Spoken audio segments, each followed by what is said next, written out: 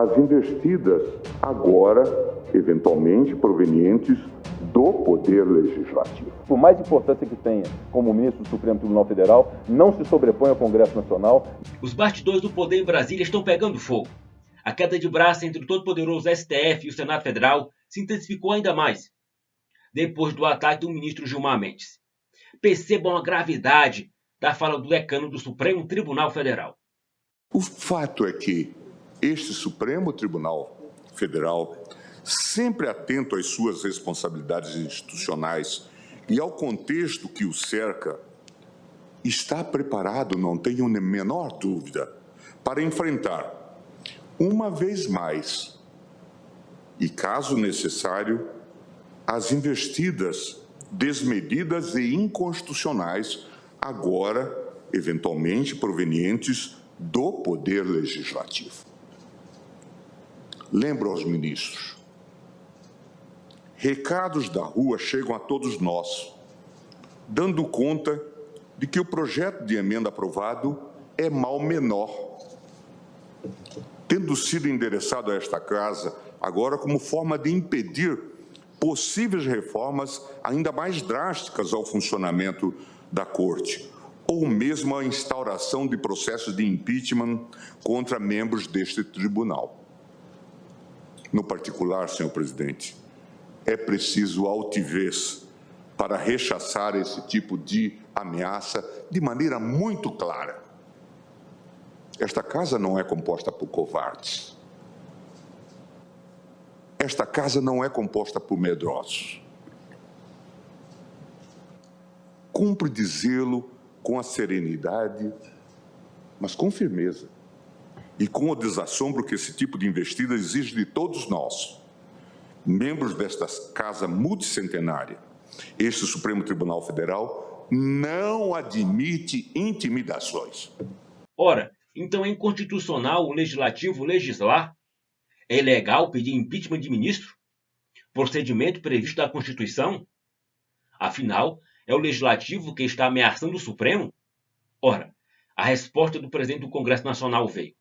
Rodrigo Pacheco se impôs e respondeu com coragem às ameaças de ministros do Supremo Tribunal Federal. Veja.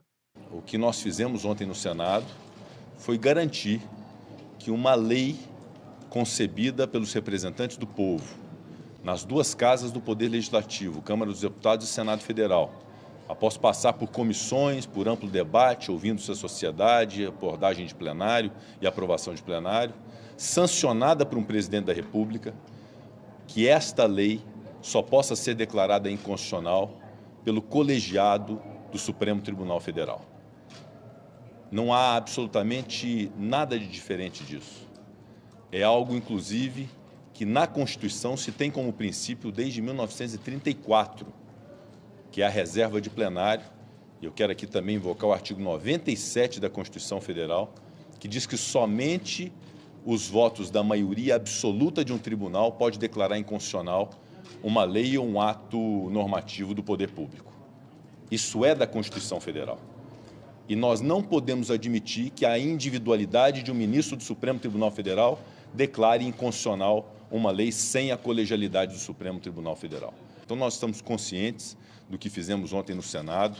O Senado fará no próximo ano 200 anos de história, e esses 200 anos de história de muitas contribuições para o país. Recentemente o Senado se mostrou uma casa muito importante para a consolidação da democracia do nosso país. Eu quero dizer aqui que ninguém e nenhuma instituição tem um monopólio da defesa da democracia no Brasil.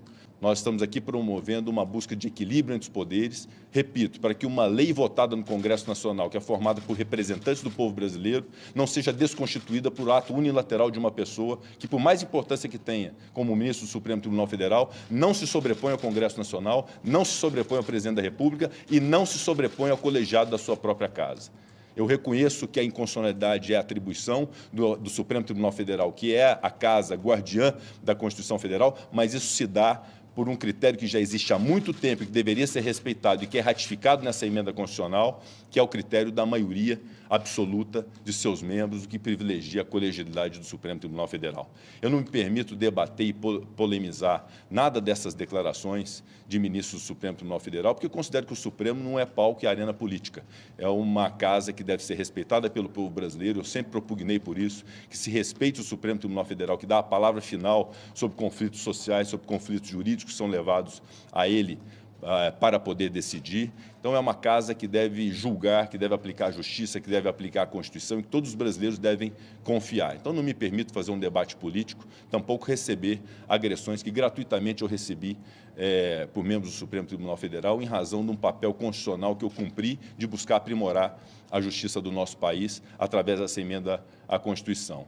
E quero dizer que nós continuaremos cientes da nossa responsabilidade constitucional, porque nós representamos mais de 200 milhões de brasileiros, nós somos votados, eu tive mais de 3 milhões de votos no meu estado de Minas Gerais, outros senadores foram votados para representar o povo brasileiro, e nós vamos continuar a buscar fazer o bem para esse país, de defender a democracia, de defender as pessoas que precisam nesse país de uma política que seja uma política madura, respeitosa. Eu jamais vou me permitir estabelecer e inaugurar qualquer tipo de crise institucional, mas devo aqui afirmar e reafirmar o nosso compromisso do Senado Federal com uma política de qualidade, com respeito à Constituição Federal, com respeito à sociedade e na compreensão de que as instituições estão suscetíveis a aprimoramentos para melhorar a sua atividade, e é isso que significa essa emenda constitucional que foi votada ontem no Senado Federal.